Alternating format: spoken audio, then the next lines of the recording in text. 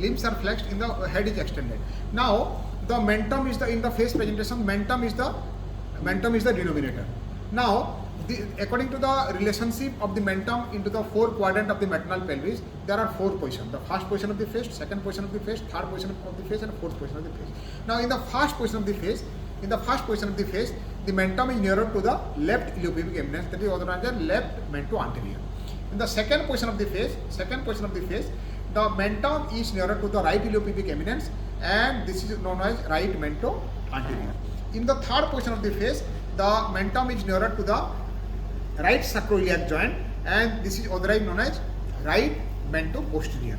In the fourth position, the mentum is nearer to the left sacroiliac joint, and this is known as left mento posterior.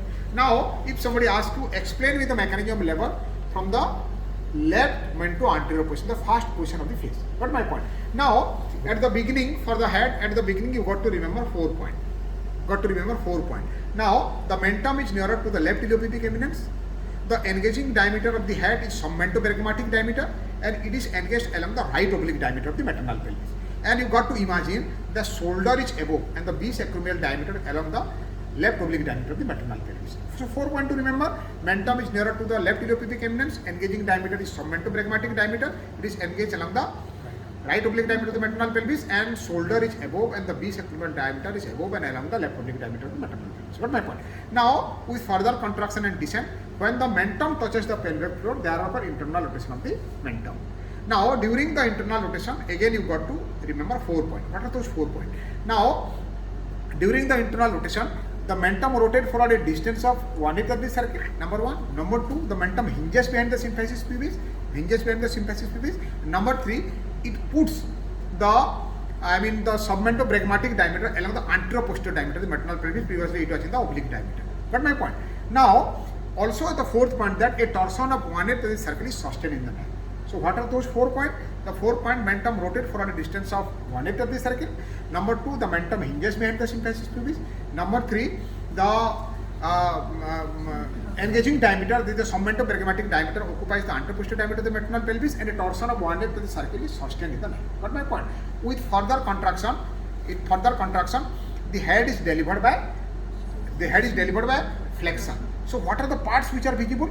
The first, the chin is visible, then the face is visible, then the brow is visible, then the vertex is visible, and the head is delivered by flexion.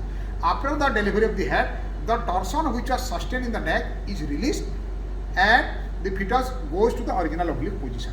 Now, this is otherwise known as restitution. Now, mechanism for the shoulder. At the beginning you got to understand the 4 points. The anterior shoulder is nearer to the right iliopubic eminence. The posterior shoulder is nearer to the left sacroiliac joint. The engaging diameter is bisacromial diameter. It is 12 cm. It is engaged along the left oblique diameter of the maternal pelvis. With further contraction and descent, when the anterior shoulder touches the pelvic floor, again you got to remember 4 points.